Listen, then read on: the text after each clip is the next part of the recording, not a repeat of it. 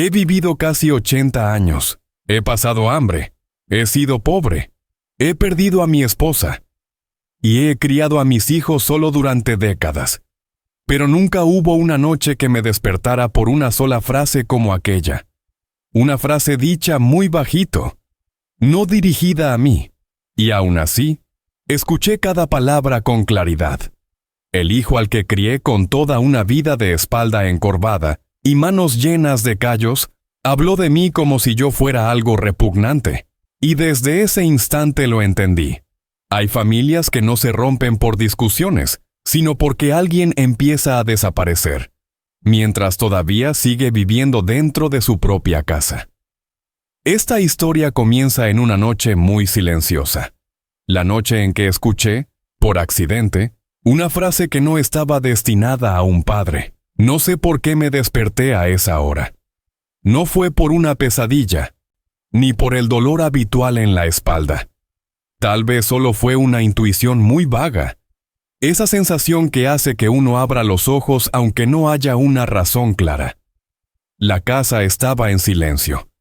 Ese tipo de silencio que solo existe de noche, cuando todo ya duerme. Pero los pensamientos no. Me quedé quieto, mirando el techo, donde hay una grieta delgada que prometí arreglar hace muchos años. El viento se colaba suavemente por la rendija de la vieja ventana, trayendo olor a tierra húmeda y un frío conocido. Entonces escuché una voz, muy bajita, desde la sala. Mi papá me da asco. La voz era de Santiago, mi hijo. No me moví, no por miedo, sino porque mi cabeza necesitó unos segundos para entender qué era lo que acababa de escuchar. La frase fue dicha tan suave que si me hubiera volteado un poco, tal vez no la habría oído, pero la escuché. Clara, dolorosa.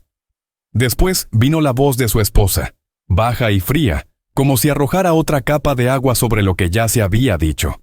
Baja la voz, está viejo, ni se entera. Los dos se rieron. No fuerte, no por mucho tiempo, solo una risa corta. Suficiente para cerrar la conversación entre ellos. Para mí, esa risa fue como una tapa que se cerró de golpe sobre el pecho. Me quedé inmóvil en la oscuridad, sin respirar hondo, sin moverme. Temía que con solo girarme, todo lo que llevaba dentro se rompiera, y que ya no tuviera fuerzas para recogerlo. A esta edad, uno ya no tiene muchos lugares donde quebrarse. Puse la mano sobre el pecho, una mano flaca, llena de venas marcadas, la misma que sostuvo la pala, el pico, y que cargó a Santiago cuando todavía estaba rojito, sin haber abierto los ojos. Esa mano ahora pesaba como piedra. Afuera, las voces se apagaron. La casa volvió al silencio. Solo quedó el tic-tac constante del reloj y mi respiración pesada. Giré la cabeza y miré la foto de Carmen sobre el mueble pequeño junto a la cama. Ella seguía mirándome con la misma expresión dulce de siempre. Susurré muy bajito, como si hablara conmigo mismo. ¿Escuchaste? Nuestro hijo acaba de decir que le doy asco. No hubo respuesta, solo oscuridad. Y en esa oscuridad entendí algo con absoluta claridad. Desde esta noche, sigo acostado dentro de esta casa. Pero quizá ya como he empezado a dejar de ser parte de ella. A la mañana siguiente me desperté a la misma hora de siempre, incluso antes de que el sol asomara detrás de los techos bajos de la calle. El cuerpo ya está viejo, pero las costumbres nunca me han fallado. Me incorporé despacio. Me puse las sandalias gastadas y salí del cuarto. El pasillo seguía en silencio, como si la noche anterior no hubiera pasado nada. Entré a la cocina, encendí la estufa y puse el hervidor, igual que lo he hecho durante décadas. El fuego prendió con un tac casi imperceptible. Me quedé esperando a que el agua hirviera, con las dos manos apoyadas en la mesa de madera. Esa mesa la hice yo mismo cuando Santiago todavía iba a la primaria. Él se sentaba en aquella esquina a hacer la tarea, y yo medía las tablas, trabajando y recordándole que no jugara con el cepillo. Todo seguía exactamente igual. El único que lo sentía distinto era yo. El agua hirvió, Preparé el café. El aroma del café negro subió como siempre.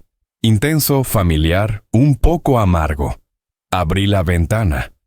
El viento de la mañana entró con olor a polvo y a pan recién hecho de la panadería de la esquina.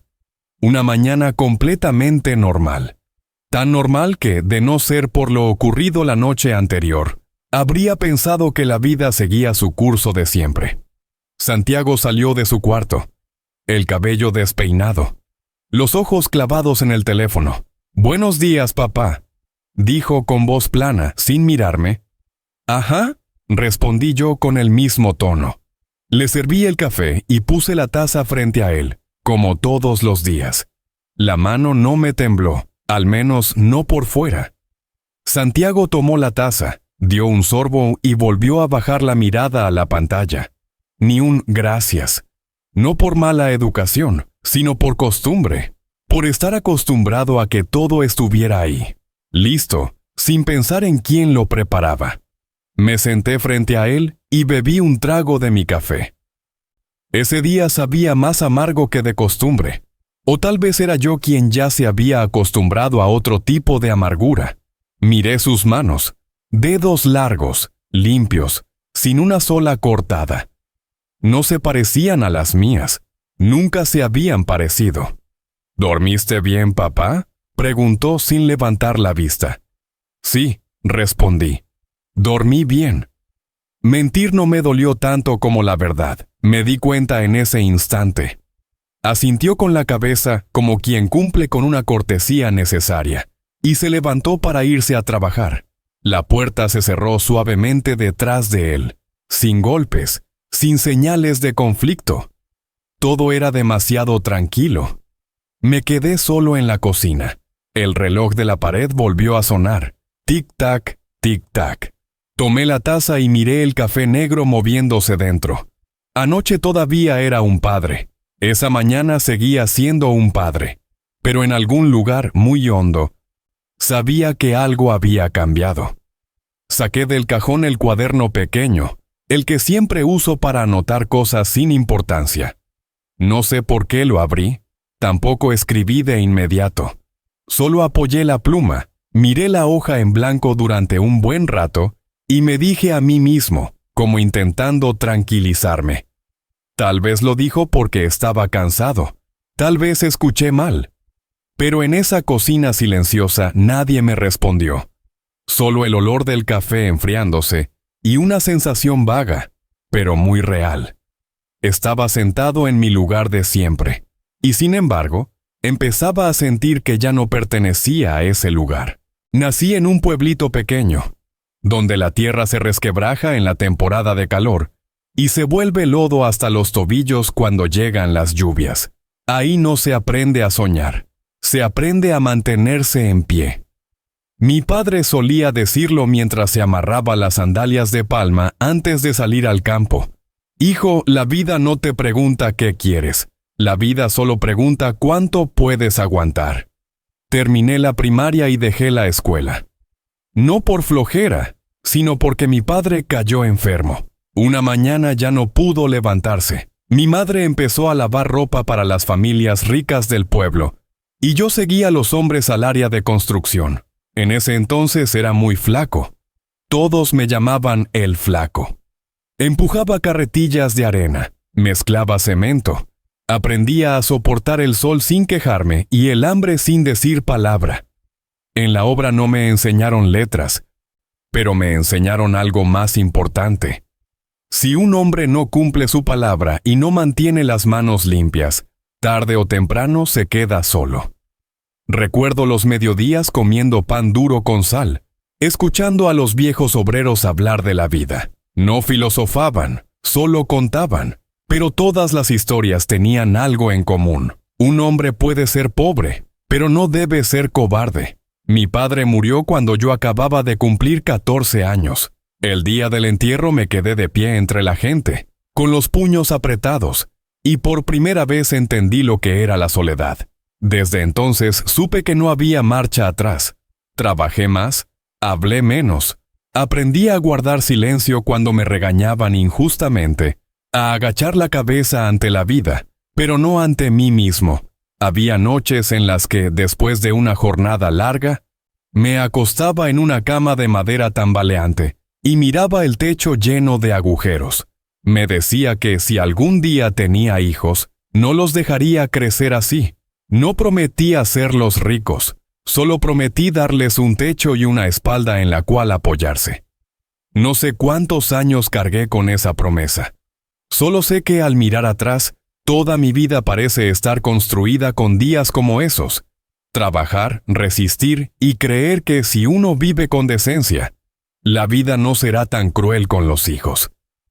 Esa mañana, después de que Santiago se fue a trabajar, me quedé solo en la cocina.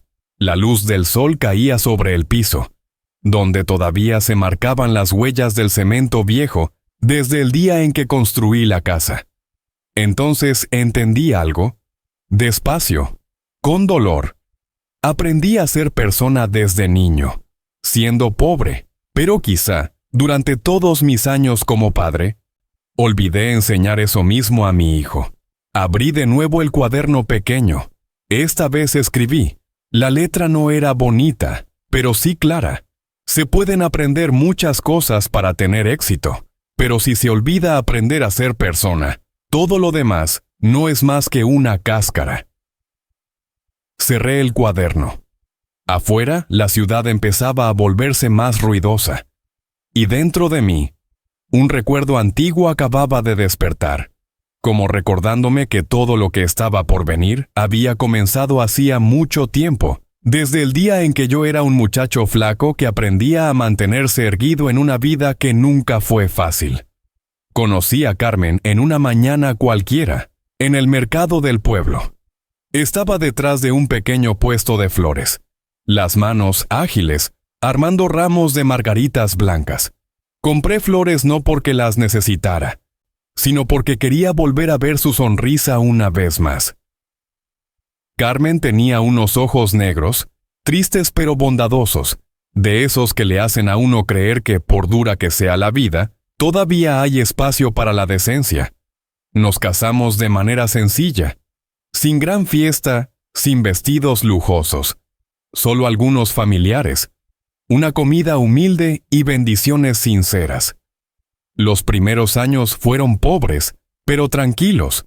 Yo salía a trabajar antes de que amaneciera y volvía cuando ya oscurecía. Carmen se encargaba de la casa y vendía algunas flores para ayudar un poco más. Cuando nació Santiago, yo me quedé afuera del cuarto de parto, con las manos temblando tanto que no podía ni sostener bien mi viejo sombrero. La primera vez que cargué a mi hijo, sentí un miedo que me cerró el pecho. Pensé que a partir de ese momento, nada de lo que hiciera sería solo para mí.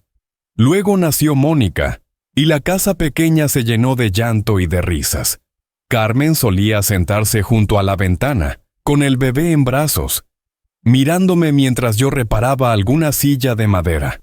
Hablaba poco, pero cuando lo hacía, siempre era en el momento justo. Con que los hijos crezcan siendo personas decentes, decía a menudo. No hace falta que sean mejores que nadie. Carmen se fue demasiado pronto. Una fiebre violenta. Una tarde en la que no hubo tiempo para despedidas. Recuerdo con claridad ese día. El hospital blanco, el olor fuerte del desinfectante que mareaba. Yo estaba junto a su cama, sosteniéndole la mano, sintiendo cómo se enfriaba poco a poco mientras yo no podía hacer nada. Santiago tenía apenas 5 años. Mónica solo 3. Los dos se abrazaban con fuerza, llorando sin hacer ruido. Yo no lloré. No me atreví. Tenía miedo de que si me venía abajo, no quedara nadie en pie para ellos. Desde ese día no volví a intentarlo con nadie más. No porque no me sintiera solo, sino porque le había hecho una promesa a Carmen, aunque nunca la dijera en voz alta. Una promesa muy simple: quedarme, criar a los hijos como personas, no dejar que les faltara amor. Fui padre y madre al mismo tiempo, y el único sostén de aquella casa. Hubo noches en las que estaba tan cansado que apenas podía mantenerme de pie. y aún así me sentaba junto a la cama de los niños para verlos dormir. Pensaba en Carmen, en su mirada tranquila, y me repetía que tenía que ser más fuerte que el dolor. Creía que si hacía lo suficiente, si aguantaba lo suficiente, algún día los hijos lo entenderían. Esta mañana, cuando la luz del sol cayó sobre la foto de Carmen colgada en la pared de la cocina, me detuve a mirarla más de lo habitual. Ella seguía sonriendo como siempre. Le hablé en voz muy baja, casi como si temiera que alguien me oyera. He hecho todo lo que he podido, Carmen, pero quizá me equivoqué en algo. Las palabras se perdieron en el aire. En esa cocina silenciosa, entendí de pronto que hay promesas que uno cumple durante toda la vida, y aún así el resultado no es el que esperaba, y que a veces el amor más callado es el que deja las heridas más profundas. Después de la muerte de Carmen, la casa pequeña se volvió extrañamente vacía. No porque faltara gente, sino porque faltaba su voz, esa presencia silenciosa que lo llenaba todo. No me permití derrumbarme. Cada mañana me levantaba un poco más temprano, preparaba el café, hacía el desayuno para Santiago y Mónica, y salía de casa cuando el cielo todavía estaba gris. El trabajo me esperaba afuera, duro y sin concesiones, pero me ayudaba a no pensar demasiado. Aprendí a hacerlo todo solo, desde lavar la ropa y remendar la camisa gastada de Santiago, hasta arrullar a Mónica cuando tenía fiebre en plena madrugada. No era bueno con las palabras suaves. Yo no sabía decirlas, solo sabía hacer lo necesario, hacerlo completo, hasta quedarme sin fuerzas. Había noches en que me sentaba con la espalda contra la pared, respirando con dificultad, las manos todavía oliendo a cemento, los ojos ardiendo por el polvo, pero al escuchar la respiración tranquila de mis hijos en el cuarto, me levantaba otra vez, como si alguien me sacara del fondo de un pozo. Santiago creció rápido. Era callado, pero inteligente. Recuerdo las noches después de cenar. Yo me sentaba a la mesa a ajustar tornillos flojos, y él hacía la tarea a mi lado. No entendía del todo los números en su cuaderno, pero sí entendía su mirada cuando levantaba la vista para preguntarme algo. Yo asentía, aún sin estar seguro, y él seguía. Tal vez desde entonces se acostumbró a creer que yo siempre sabía cómo resolverlo todo. Mónica era distinta. Le gustaba sentarse junto a mí, mirarme trabajar y hacer preguntas sin parar. «Papá, ¿por qué tus manos siempre están lastimadas?» Yo sonreía y le decía que eran señales de alguien que trabajaba duro. Ella me creía de inmediato. Los niños creen fácil en los adultos, sobre todo cuando esos adultos no les mienten. Nunca les conté a mis hijos lo cansado que estaba. Pensaba que los niños no debían cargar con las preocupaciones de los grandes. Mi tarea era aguantar. La de ellos, crecer. Creía que si guardaba silencio el tiempo suficiente, si soportaba lo suficiente, algún día ellos lo entenderían solos. No les enseñé a decir gracias. Les enseñé estando siempre ahí. Esos años pasaron rápido, pero también fueron muy largos. A veces me preguntaba si Carmen estaría conforme al verme así, dividido entre el trabajo y los hijos. Nunca tuve una respuesta. Solo sabía que cada vez que el cansancio me vencía, recordaba aquella promesa que nunca pronuncié en voz alta: criar a los hijos como personas. Esta mañana, sentado solo en la cocina, miré mis manos apoyadas sobre la mesa, las viejas callosidades encima de las nuevas. Entonces entendí algo, de golpe y con dolor. Había criado a mis hijos en silencio durante demasiado tiempo. Les enseñé a apoyarse en mí, pero quizá olvidé enseñarles a verme. Abrí el cuaderno pequeño y escribí otra línea, despacio, con peso. Hay padres que creen que el silencio es fortaleza, pero callar demasiado tiempo, a veces, hace que los demás olviden que uno también es humano. Cerré el cuaderno. Afuera, el ruido de los autos empezaba a intensificarse. La vida seguía adelante, sin esperar a que nadie entendiera a tiempo ni corrigiera nada. Y yo seguía ahí, en el 6, aferrado a una creencia vieja, que había hecho todo lo que estaba en mis manos, solo que todavía no sabía cuán alto sería el precio de ese silencio. El día que Santiago recibió la carta de aceptación a la universidad, llegó a casa más tarde de lo habitual. Yo estaba sentado en el porche, arreglando una silla de madera que se tambaleaba. Se paró frente a mí, con el sobre en la mano. Sus ojos brillaron un poco, algo poco común en él. ¿Papá? Sí quedé. Nada más. No saltó de alegría. No me abrazó. Pero para mí, esas pocas palabras bastaron para que el cansancio de todo el día se volviera más ligero. Esa noche preparé café y me senté frente a él en la mesa de la cocina. No pregunté mucho. Solo asentí, como si las cosas debieran ser así. En mi cabeza había un pensamiento muy sencillo.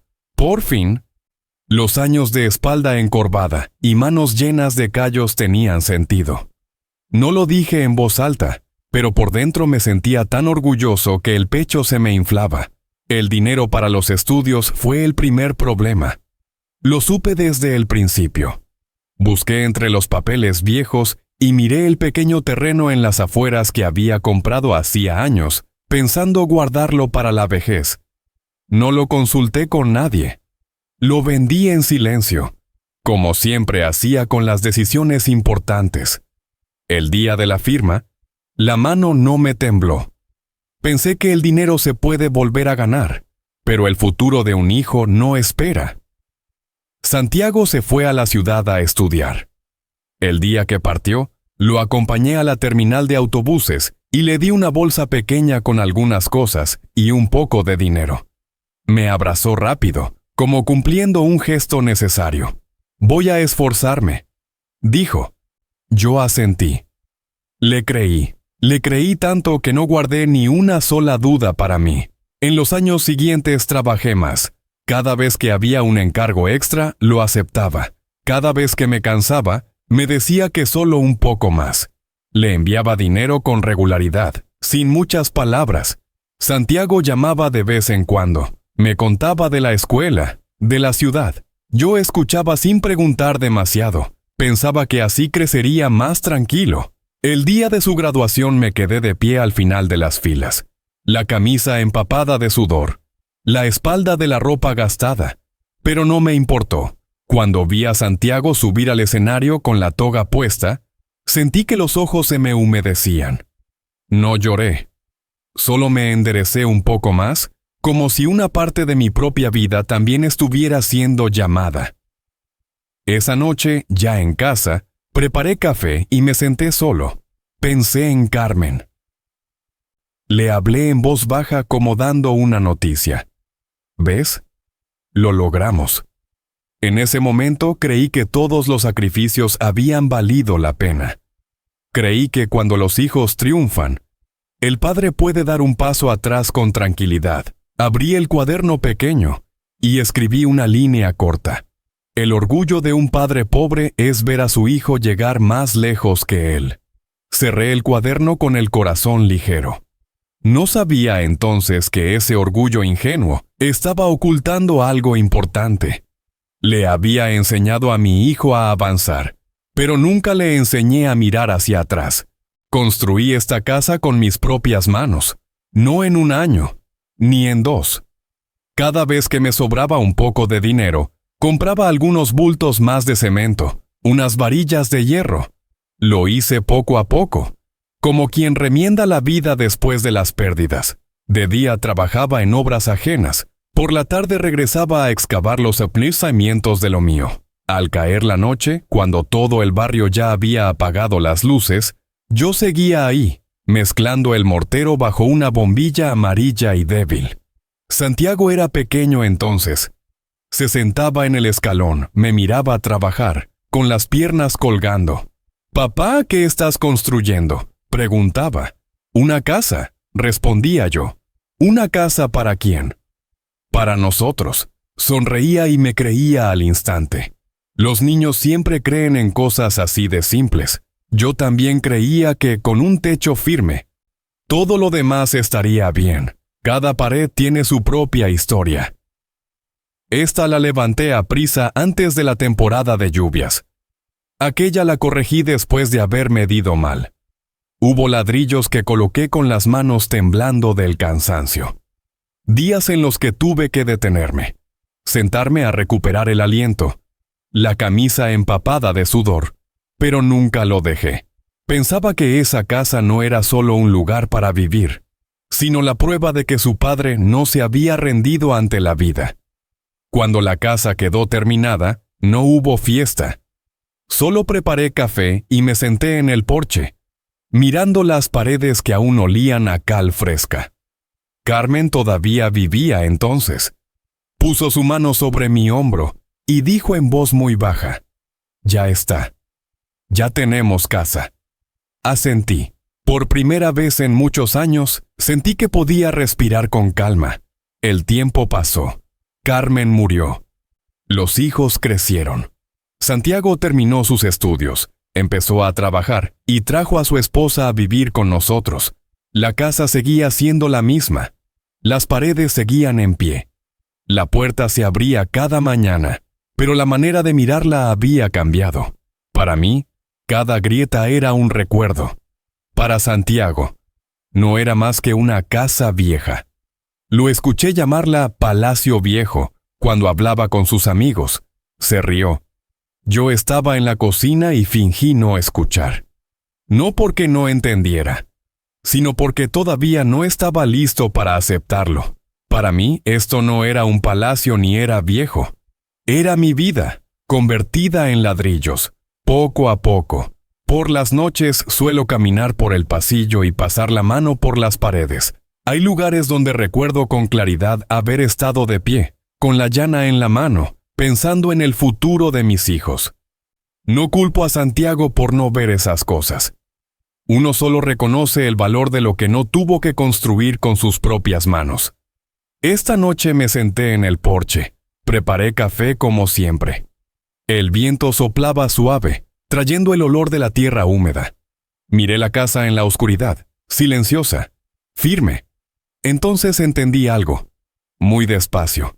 Esta casa se terminó hace mucho tiempo, pero quizá mi lugar dentro de ella no. Abrí el cuaderno pequeño y escribí una línea corta. Hay quienes construyen una casa para vivir, y hay quienes construyen una casa para entregar toda una vida. Cerré el cuaderno. Dentro de esa casa, todo seguía inmóvil. Solo yo empezaba a sentir que estaba quedando fuera del lugar que en otro tiempo había sido el mío. No necesito volver a escucharlo para recordarlo. Esa frase ya encontró un lugar dentro de mi cabeza, como una astilla clavada bajo la piel, pequeña, pero que duele cada vez que uno se mueve. Mi papá me da asco. Santiago lo dijo muy bajito, como si fuera solo un comentario al pasar entre dos personas que se entienden. No sabía que hay palabras que, aunque se digan en voz baja, son suficientes para matar algo por dentro. Durante el día, todo siguió igual. Barrí el patio, lavé las tazas, regué las macetas del porche. Santiago se fue a trabajar. Mi nuera se quedó en su cuarto y de vez en cuando salía a decir alguna frase de cortesía. Nadie mencionó lo de la noche anterior. Nadie me miró distinto. Y precisamente por eso el dolor era tan extraño. No venía de una agresión, sino de una normalidad cruel. Hubo momentos en los que me pregunté si no habría escuchado mal. Uno suele engañarse así cuando la verdad es demasiado difícil de tragar. Me aferré a señales pequeñas. Quizás Santiago estaba cansado esa mañana. Tal vez habló por enojo. Pensé eso no para perdonarlo, sino para poder seguir viviendo en esa casa sin sentir que me faltaba el aire. Pero poco a poco, los detalles empezaron a encajar. La mirada que pasaba sobre mí más rápido. Las respuestas cada vez más cortas. Los silencios más largos. No había insultos directos ni gritos. Solo la sensación de ocupar el lugar de un objeto viejo, aún no tirado, pero tampoco utilizado. Por la tarde, al pasar frente al cuarto de trabajo de Santiago, lo escuché hablar por teléfono. Sí, todavía vive conmigo, dijo con tono tranquilo. Luego hizo una pausa muy breve. Ya sabes, viejo, lento. Me detuve un segundo y seguí caminando. No me lo dijo a mí, habló de mí. Esa diferencia dolió más que cualquier reproche. Al anochecer me senté solo en la cocina. El café se había enfriado sin que me diera cuenta. Miré el espacio vacío frente a mí, donde Carmen solía sentarse. No estaba enojado con Santiago, solo estaba cansado. Cansado de fingir que no escucho, que no sé, que no entiendo. Cansado de mantener la paz en esa casa tragándomelo todo. Abrí el cuaderno pequeño. La hoja en blanco me miró con paciencia. Escribí despacio, palabra por palabra, como si cada una tuviera su propio peso. Cuando un hijo habla mal de su padre a sus espaldas, lo que más duele no es la frase, sino que crea que ese padre ya no merece que se le hable de frente. Cerré el cuaderno. Afuera, el viento soplaba un poco más fuerte. La casa seguía ahí, firme y silenciosa. Y yo, por primera vez en mi vida, sentí que vivía dentro de mi propia casa, como alguien a quien no se le permite alzar la voz. Ocurrió un sábado al mediodía, cuando hubo gente ajena en la casa. Un amigo de Santiago pasó a hablar de trabajo. Yo estaba en la cocina, lavando tazas, escuchando las risas y las voces que venían de la sala.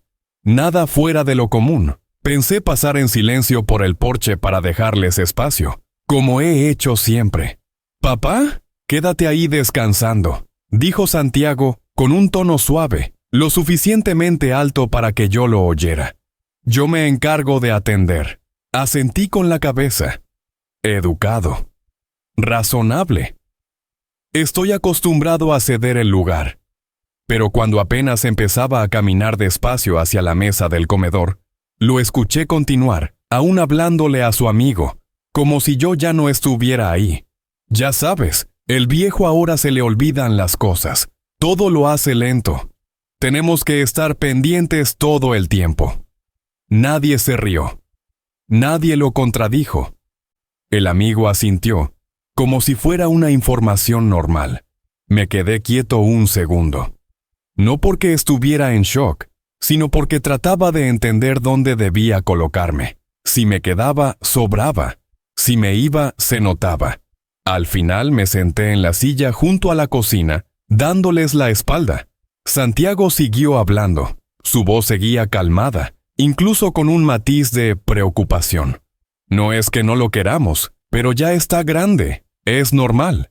Esa frase, escuchada por separado, podría sonar a cuidado, pero dicha ahí, en ese momento, fue como un cuchillo envuelto en terciopelo.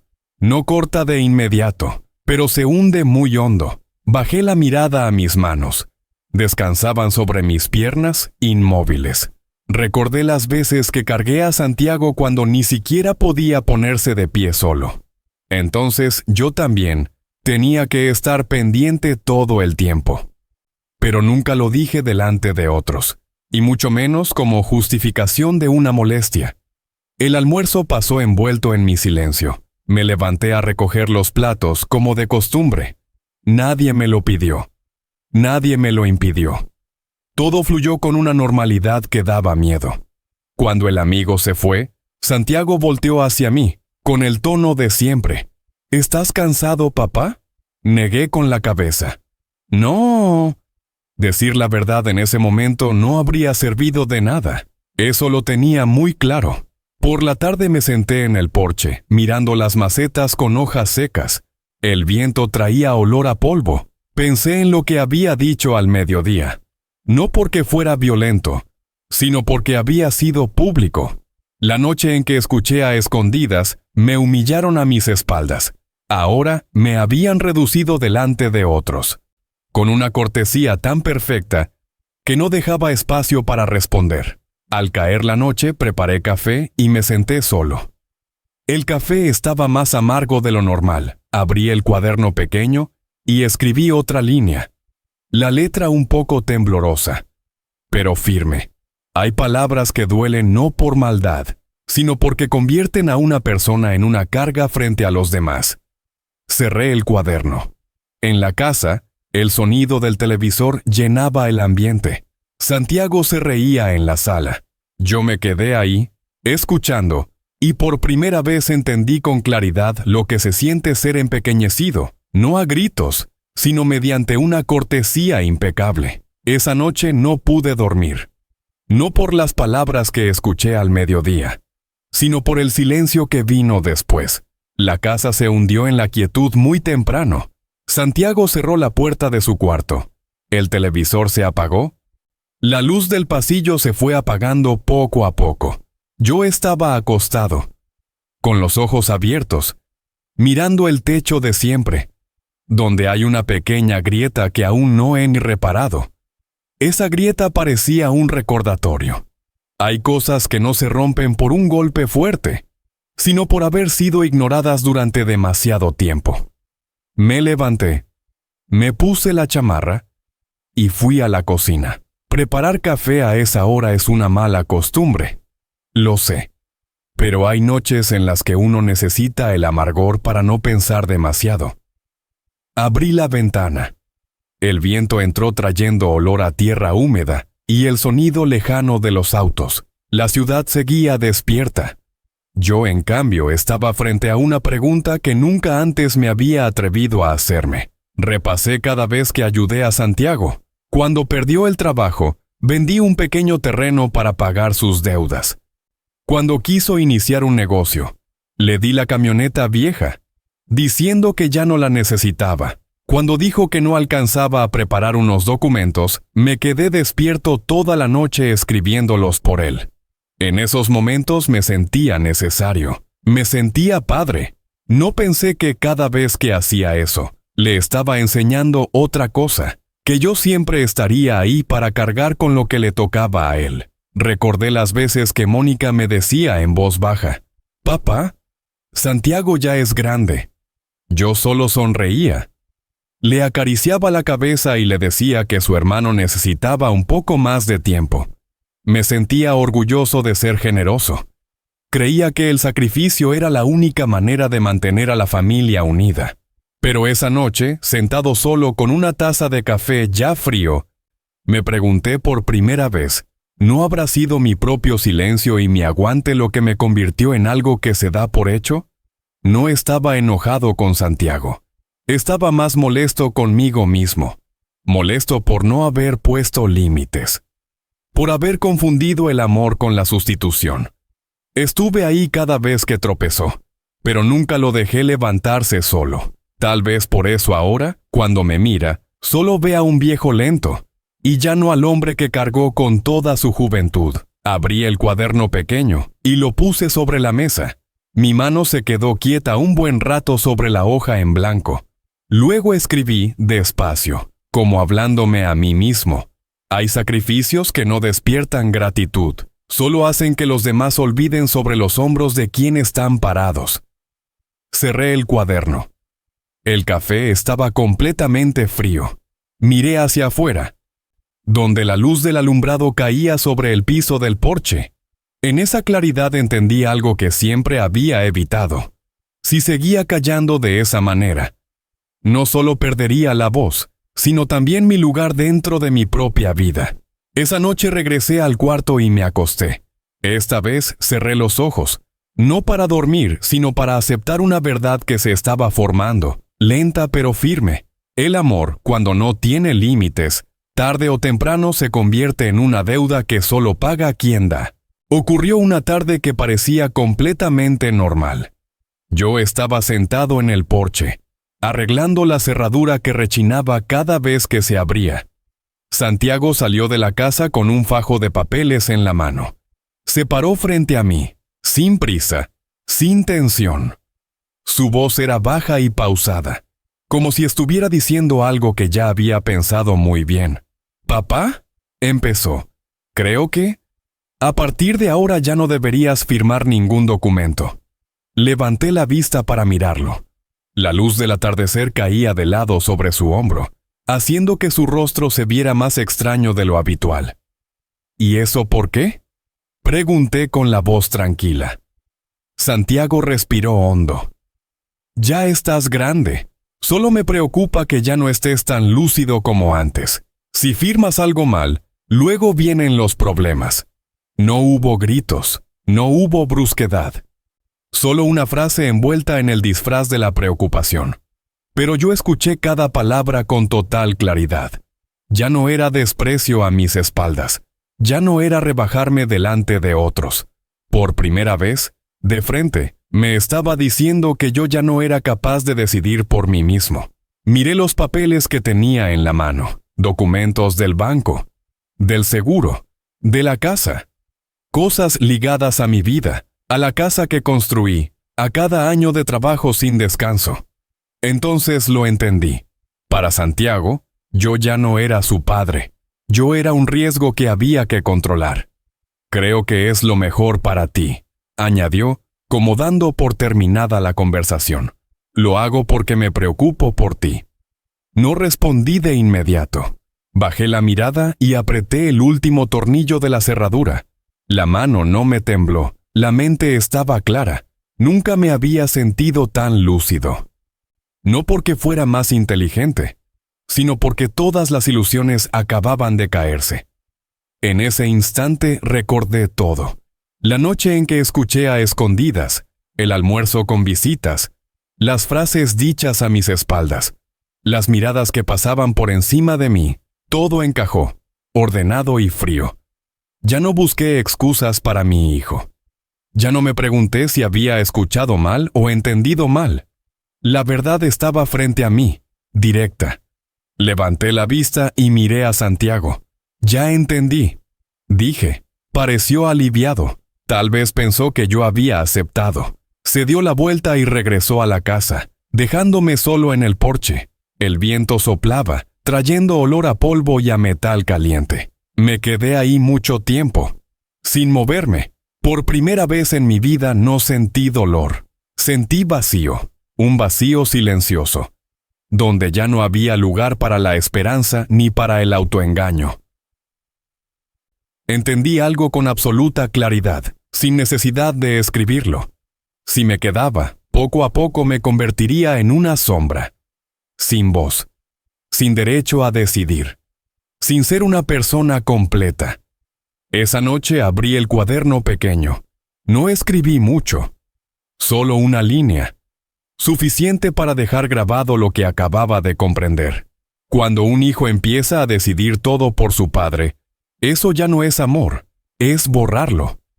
Cerré el cuaderno. En esa casa, todo seguía en calma, pero para mí, una puerta se había cerrado muy suavemente. Y al otro lado de esa puerta, sabía que ya no me quedaba otra opción más que salvarme a mí mismo. Esa noche no fui a la cocina a preparar café. Me quedé en el cuarto.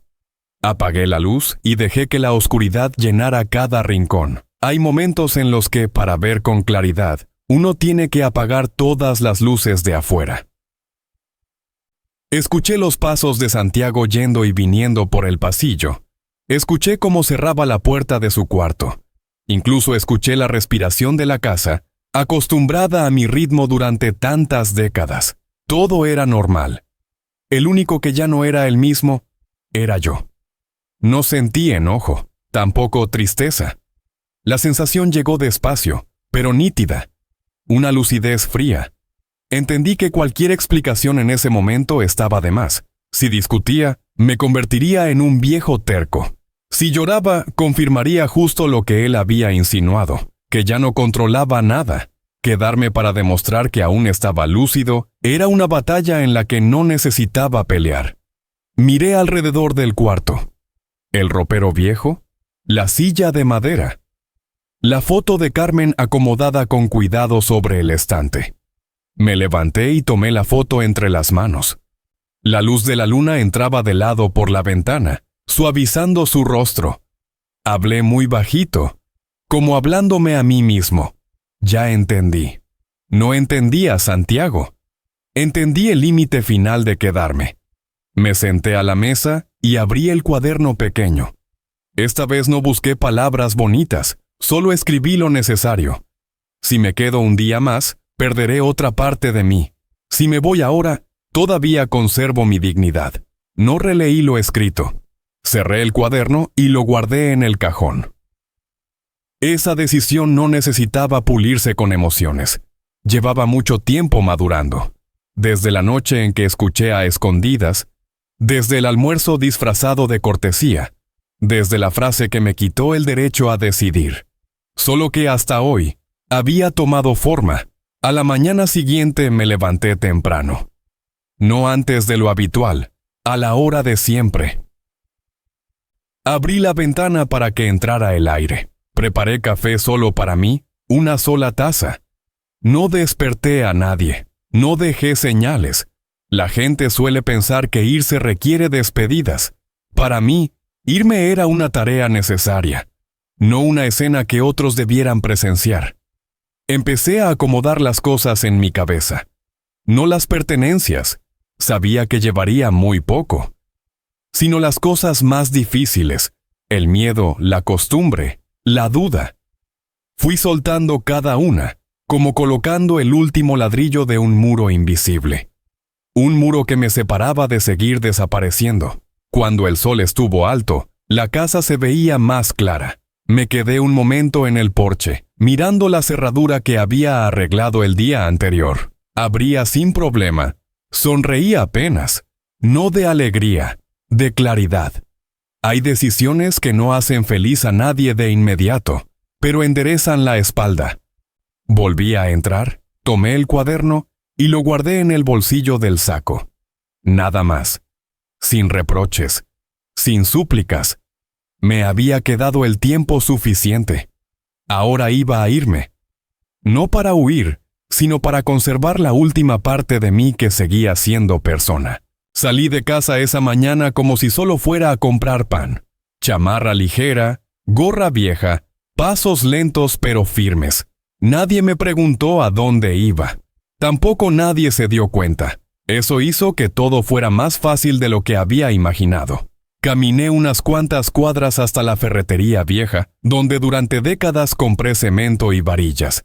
El dueño estaba más viejo que antes, el cabello casi todo blanco. Me miró un momento y sonrió. Don Eliseo. Ya tenía tiempo sin verlo. No di rodeos. Quiero preguntar algo. Si necesito vender una casa, ¿conoce a algún agente serio? Me miró sin curiosidad ni desconfianza. Solo asintió, tomó papel y pluma y me anotó un nombre con un número de teléfono. Es una persona grande, trabaja con discreción, sin ruido. Le di las gracias. Nada más. Cuando sostuve ese papel en la mano, sentí que pesaba mucho menos que los ladrillos que cargué toda mi vida, pero el pecho se me sentía pesado y claro. Sabía perfectamente lo que estaba haciendo. La cita fue en un café pequeño cerca del centro. El agente llegó puntual. Tendría unos 60 años, vestía sencillo y hablaba despacio. Le expliqué sin rodeos. La casa no tenía deudas, estaba a mi nombre. Los papeles en orden. Me miró con un poco de sorpresa. ¿Estás seguro? Es una buena casa. Asentí. La casa es mejor cuando todavía hay respeto entre quienes viven en ella. No preguntó más, solo tomó notas, y me di cuenta de algo extraño. Por primera vez en mucho tiempo, alguien hablaba conmigo sin verme como una carga, ni como un riesgo, solo como un hombre tomando una decisión sobre su propia vida. Los trámites fueron rápidos, firmé con mano firme, sin temblar, sin dudar. He firmado muchos documentos en mi vida. La diferencia era que esta vez firmaba para mí. Cuando la tinta se secó sobre el papel, sentí como si un hilo invisible se hubiera cortado. No dolió, solo se volvió ligero. Por la tarde regresé a casa más temprano de lo habitual. Santiago aún no había vuelto. La casa estaba en silencio. Caminé por el pasillo, pasando la mano por las paredes una última vez. No dije adiós, no hacía falta.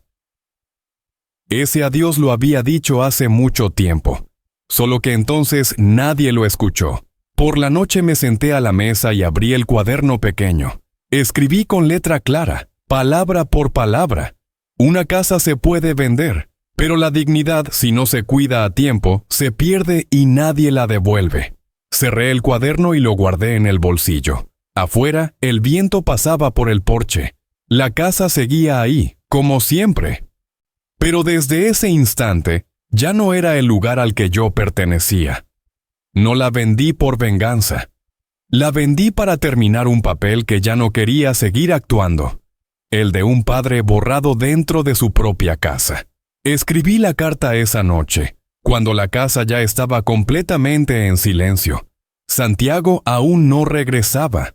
La luz de su cuarto estaba apagada. Mi nuera había cerrado la puerta desde temprano.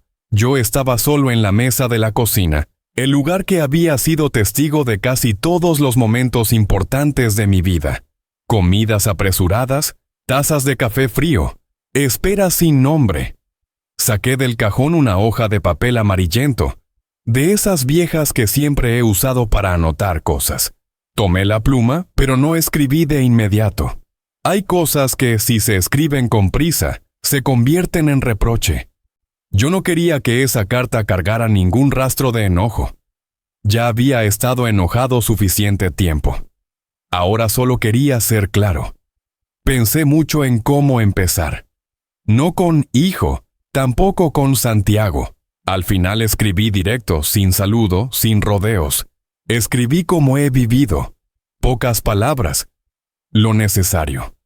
No mencioné lo que dijo a mis espaldas. No hablé del almuerzo de ese día. No nombré el fajo de papeles que me mostró la tarde anterior.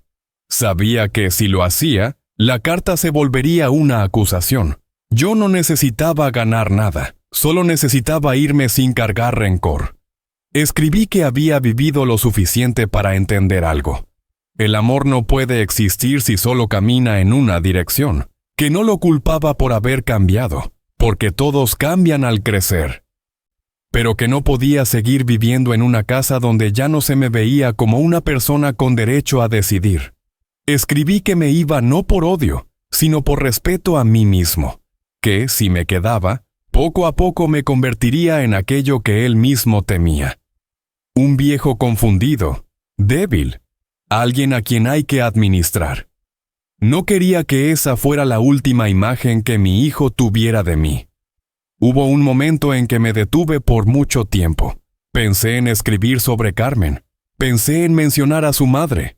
Pero al final no lo hice. Hay nombres que no deben usarse para convencer ni para ablandar el corazón. Carmen merecía descansar en paz. Al final de la carta escribí solo una frase. Corta, sin subrayar, sin explicaciones. Papá no se va para que tú sientas su ausencia, sino para no desaparecer dentro de esta misma casa. Firme, no añadí bendiciones. No añadí consejos. Doblé la carta con cuidado y la metí en el sobre. La dejé sobre la mesa del comedor, sostenida por una piedra pequeña, que había recogido años atrás, cuando excavaba los cimientos de la casa. Esa piedra siempre me recordó que para que una pared se mantenga firme, el cimiento tiene que ser pesado. Me quedé mirando la carta un buen rato. Luego me levanté. No la releí. Todo lo que tenía que decir ya estaba en el papel. Esa noche me acosté más temprano de lo habitual. Por primera vez en muchas noches, dormí profundamente, sin sueños, sin sobresaltos. A la mañana siguiente, cuando la luz llenó la cocina, la carta seguía ahí, en silencio. La miré una última vez y me di la vuelta. Hay palabras que, una vez escritas, no necesitan ser leídas para tener valor. Yo ya había dicho lo que me tocaba. Lo demás se lo dejé al tiempo. Dejé la casa una mañana sin lluvia y sin sol fuerte. El clima era justo, de esos que permiten irse sin tener que voltear atrás por nostalgia. Llevaba una bolsa de tela vieja, un par de mudas de ropa, el cuaderno pequeño y la foto de Carmen. Nada más. Tampoco hacía falta más. Todo lo demás se quedó atrás, en una casa que yo había construido con toda mi vida. La nueva ciudad no me preguntó quién era. Simplemente abrió la puerta. Renté un cuarto pequeño en una vecindad antigua, paredes color amarillo claro, pasillos estrechos, pero limpios. La dueña era una mujer mayor, de voz grave y pausada. Revisó mis papeles y luego me miró directo a los ojos. ¿Vive solo? Asentí. ¿Puede ser tranquilo? Volví a asentir. Me dio la llave sin hacer más preguntas. Por primera vez en mucho tiempo, no tuve que explicarle a nadie por qué existía. Los primeros días viví despacio. Por la mañana preparaba café con una cafetera pequeña, comprada en el mercado, y abría la ventana para mirar el callejón angosto. Al mediodía comía pan y fruta. Por la tarde caminaba un par de vueltas por el barrio, dejando que los pies recordaran el ritmo de siempre. Nadie me llamaba viejo, nadie hablaba por mí. Yo era simplemente Eliseo, un inquilino que pagaba la renta a tiempo. En la vecindad había otro anciano. Se llamaba Roque. Del cuarto número 7. Solía sentarse en el pasillo por las mañanas, con una taza de café en la mano y la mirada perdida. El primer día que nos vimos, solo asintió con la cabeza. Al siguiente dijo, «El café de aquí es amargo». Yo respondí, «Lo amargo despierta». Sonrió, con eso bastó. Nunca nos preguntamos por el pasado. Hay amistades que empiezan mejor desde el respeto al silencio. Una tarde fui a la tienda de la esquina a comprar pan. La muchacha que atendía, joven, me llamó señor y me preguntó si necesitaba bolsa. Fue una pregunta sencilla, pero me hizo detenerme un segundo. En la casa vieja nadie me preguntaba ya qué necesitaba. Aquí una desconocida me hacía la pregunta más básica y esperaba mi respuesta. Por la noche me senté en el cuarto y abrí el cuaderno. Escribía menos que antes. No porque no tuviera que pensar, sino porque ya no tenía que justificarme. Escribí. En un lugar donde nadie sabe quién eres, uno vuelve a recordar quién fue. Había noches en las que aún pensaba en Santiago, no por rencor, sino por costumbre. Más de 30 años viviendo para alguien no se borran en unos cuantos días. Pero ese recuerdo ya no me ahogaba.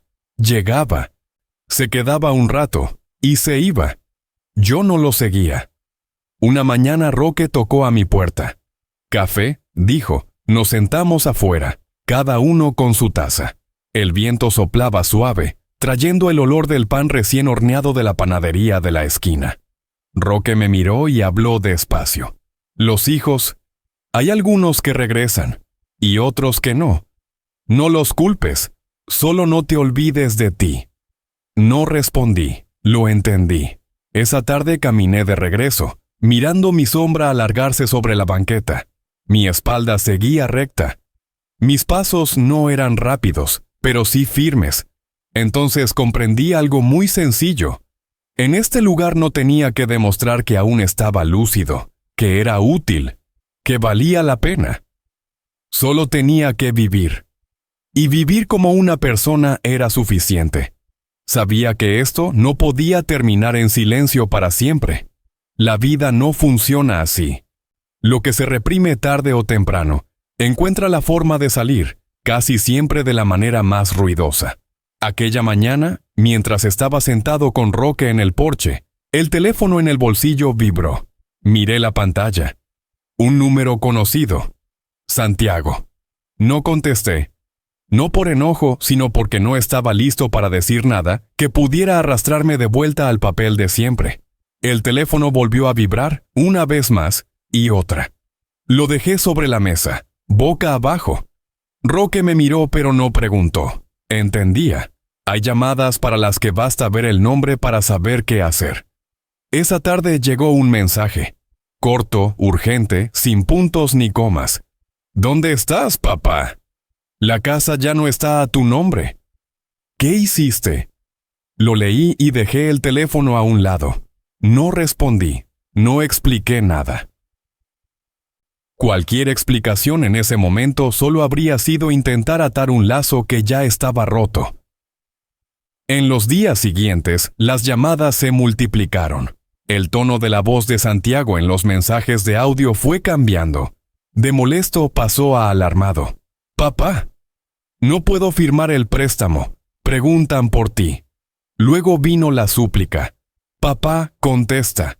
Necesito hablar contigo». Escuché todo. No respondí. No para castigarlo, sino para mantener la distancia necesaria para los dos. Una semana después llegó un sobre de un despacho de abogados.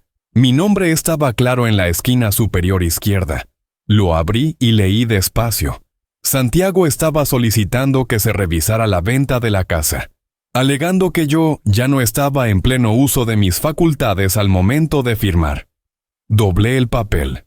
Curiosamente, no me sorprendí. Lo había pensado antes. Como se piensa en la lluvia cuando el cielo se llena de nubes. A la mañana siguiente fui al banco. El joven empleado me reconoció. «Don Eliseo», dijo con respeto. Le entregué las copias de los documentos, el certificado médico, el video de la firma del contrato. Todo estaba preparado desde antes, no por desconfianza hacia mi hijo, sino porque había aprendido a protegerme. El muchacho revisó todo y asintió. «Todo está en orden». Por la tarde llamé al abogado usando una tarjeta vieja que guardaba. Hablamos poco, sin emociones, sin explicaciones personales, solo trámites. Al colgar me quedé sentado un rato. No sentí que hubiera ganado nada. Solo me sentí cansado. Cansado de que todo tuviera que llegar tan lejos para que un hijo se diera cuenta de que había cruzado un límite. Esa noche revisé el teléfono. Un mensaje nuevo de Santiago. Esta vez no pedía nada. Solo decía: «Papá, no pensé que lo harías de verdad». Me quedé mirando la frase un buen rato. La gente suele creer solo cuando las consecuencias ya están en sus manos. Dejé el teléfono sobre la mesa y no respondí. Roque tocó a mi puerta. Me ofreció una taza de café. «Todo se va a calmar», dijo. Asentí, lo sabía, pero calmarse no significa volver a ser como antes. Cuando cayó la noche abrí el cuaderno pequeño. Escribí con letra firme, sin temblar. Las consecuencias no llegan para castigar, llegan para terminar con las ilusiones. Cerré el cuaderno. Afuera, la ciudad seguía ruidosa. En algún lugar, Santiago estaba enfrentando cosas que nunca había tenido que cargar solo.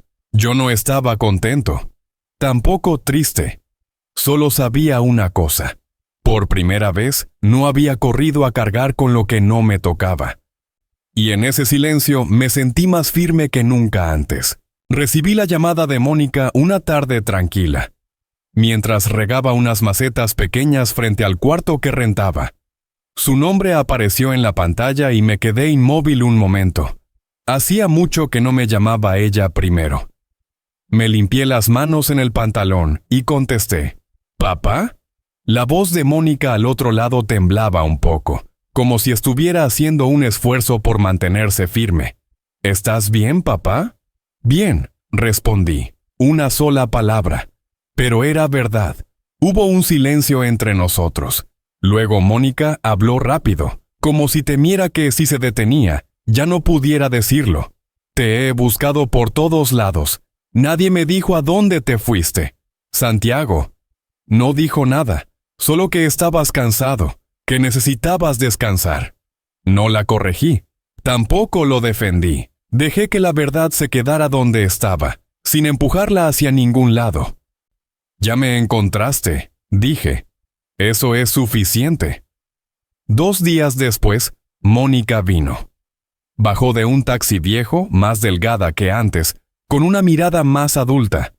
Al verme de pie en la entrada de la vecindad, se detuvo un segundo y luego caminó rápido hacia mí. Me abrazó con fuerza, largo, temblando. Yo le puse la mano en la espalda sin decir nada. Hay abrazos que no necesitan palabras. Nos sentamos en mi cuarto. Mónica miró alrededor, un poco sorprendida. «¿Vives aquí, papá?». Asentí. «Es tranquilo». Bajó la cabeza. ¿Perdón? Por no haber estado más cerca de ti. Negué con la cabeza. Tienes tu propia vida. En ese momento se abrió la puerta otra vez. Un niño entró, cabello negro, ojos brillantes, una pelota pequeña en la mano. ¿Abuelo?, preguntó con una voz clara. Me levanté despacio. Sí. Aquí estoy. El niño corrió hacia mí y me tomó la mano como si nos conociéramos de siempre. El corazón se me apretó apenas un instante. Emiliano, mi nieto. Lo había visto algunas veces cuando era más pequeño, pero nunca así de cerca. Me miró sin medir, sin juzgar. Solo miró, como miran los niños a los adultos en quienes confían. Mamá dice que haces el café muy rico, dijo. Me reí por primera vez en mucho tiempo. Entonces te voy a preparar uno. Esa tarde fuimos al parque cerca de la vecindad. Emiliano corría, reía a carcajadas. Mónica se sentó a mi lado en una banca. Papá, dijo en voz baja, sé que no quieres volver. No vine para llevarte de regreso. La miré.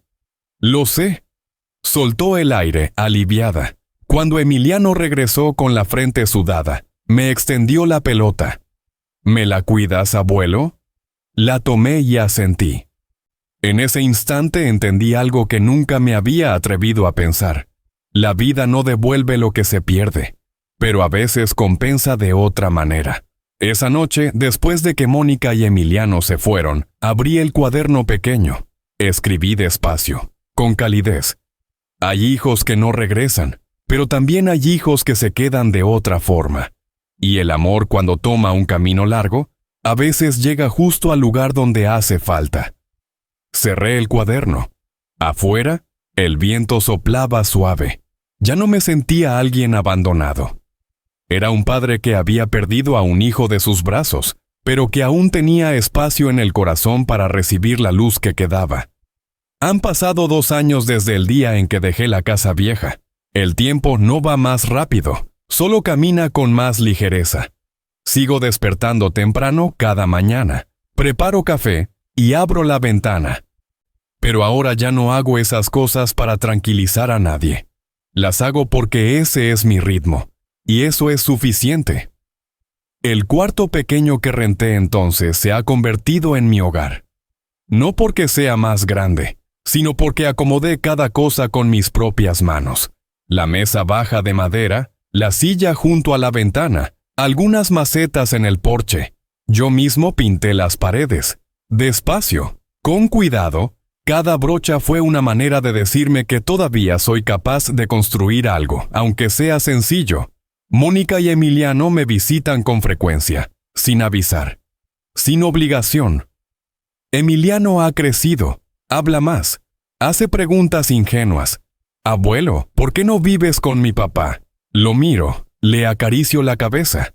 Porque necesito vivir en un lugar donde pueda ser yo mismo. Asiente. No lo entiende del todo, pero lo acepta. Los niños comprenden a su manera, sin juzgar. Santiago ya no llama. Solo una vez recibí una carta. No era legal. Solo unas cuantas líneas escritas a mano. La letra más torpe que antes, pedía perdón. No era larga, no explicaba nada. La leí, la doblé y la guardé en el cajón, debajo de la foto de Carmen. No respondí. No porque no hubiera perdón, sino porque hay perdones que no necesitan ser enviados. Basta con guardarlos en silencio para no cargar amargura hasta el final. Roque sigue sentándose en el porche cada mañana. Tomamos café, hablamos del clima, y a veces guardamos silencio durante largos ratos. Ya no siento que el silencio esté vacío. Es como un terreno en reposo, donde nadie necesita probar que tiene razón. Una tarde llevé a Emiliano al jardín y le enseñé a plantar un pequeño limonero. Al principio es amargo, le dije, pero luego da fruto. El niño sonrió, con las manos llenas de tierra. Al mirarlo entendí por fin lo último que la vida quería enseñarme. No todo amor tiene que ser rescatado, pero todo amor necesita estar en el lugar correcto. Esa noche abrí el cuaderno pequeño por última vez. Las primeras páginas estaban llenas de dolor, las siguientes de claridad. Escribí la última frase, sin tachaduras. Antes creía que la justicia era lograr que otros reconocieran su error. Hoy entiendo que la justicia más grande es vivir en paz sin permitir que los errores de otros decidan lo que queda de mi vida. Cerré el cuaderno y lo dejé junto a la taza de café. Afuera, el atardecer pintaba de dorado la calle pequeña. Emiliano corrió hacia mí y me abrazó por la espalda. «Abuelo, ¿el limonero va a dar muchos limones?» Sonreí y asentí. «Sí, si lo cuidamos bien». Me quedé ahí sentado, la espalda recta, respirando con calma. No le gané a nadie. Tampoco perdí. Solo conservé lo más importante que un hombre puede guardar después de recorrer casi toda su vida: la dignidad. Y para mí, eso es suficiente.